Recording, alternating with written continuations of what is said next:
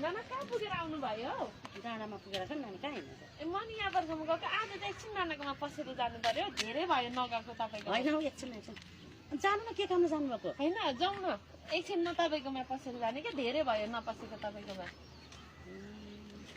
के लिएर आउनु भयो टमाटर नानी टमाटर ल्याएको नि डाँडामा ए म पनि त्यतै जाँदै थिएँ लिएर आउनु न त पहिला टमाटर एकछिन पस्नु भनेर नि अनि पहिला टमाटर लिएर आउनु न तपाईँकोमा धेरै भयो नपसेको एकछिन पसेर जान्छु नि टमाटर चाहिँ लिएर आउनु न नानु पहिला एकछिन पसेर जान्छु धेरै भयो कि तपाईँकोमा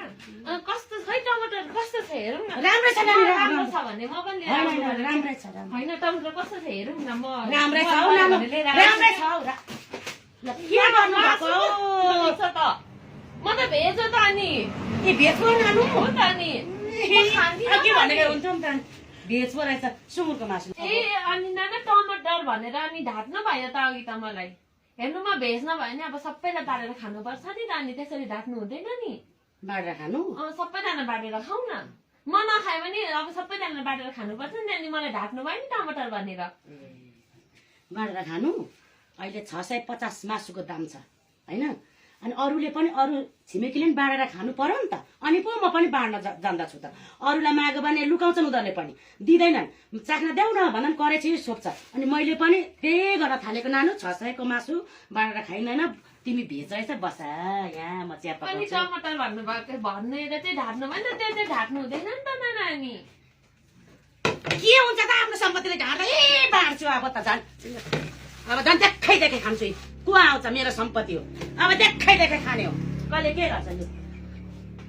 अब काट्या मजाले फ्राई गरेर खानु नानी बस्नु यहाँ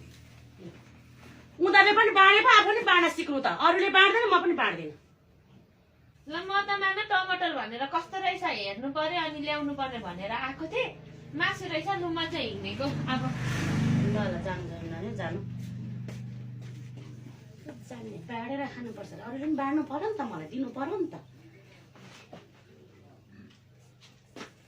बाँड्दैन दिँदैन अनि म पनि कहाँ दिन्छु त अरूले दिए पो म पनि दिनु पर्यो कति साथीले बाँडेर खानुपर्छ ठिकै त तर ठिकै भन्यो यसो समाचार बसेपछि त बाँडेर त खानै पर्ने हो अरे बाँड्दिनँ मेरो नन्दलाई दिइहाल्छु मेरो मिल्ने मिल्ने इष्टमित्रलाई दिइहाल्छु पकाएकोलाई बोलाइ अरूलाई किन दिनु मलाई गरेर हेर्नेहरूलाई